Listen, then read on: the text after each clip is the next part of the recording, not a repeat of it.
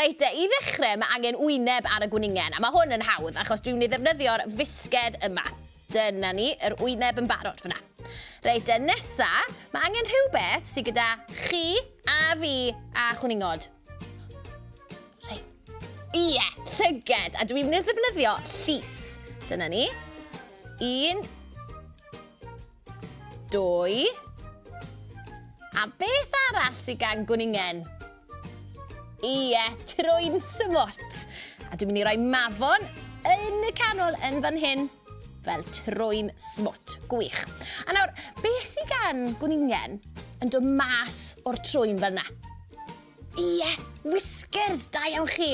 Felly, dwi'n mynd i ddefnyddio moron i wneud y whiskers yma. Felly, bydd angen torri y moron yn stribedi fel yna, gan ddefnyddio cyllell. Nawr, byddwch yn ofalus wrth defnyddio cyllell, gofynnwch am help oedolyn i wneud hyn.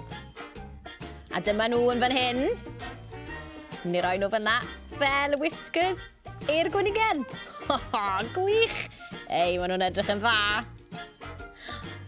Felly, mae gyda'r gwningen nawr llygaid, trwyn a whiskers.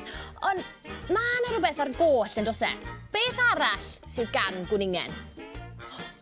Ie, chi'n iawn, clistiau wrth gwrs, clistiau hir iawn. Felly, dwi'n mynd i ddefnyddio banana ar gyfer y clistiau. Felly, dwi wedi tynnu'r croen yn barod yma'n hyn. A nawr yma angen bod yn ofalus a defnyddio cyllell. Gofynnwch am help oedolyn os ych chi eisiau ar y darn yma. Dyna ni, torri'r banana yn ei hanner fel yna. A wedyn, yn ei hanner eto. Fel yna. Dyna ni, cofiwch, byddwch yn ofalus gyda'r gyllell.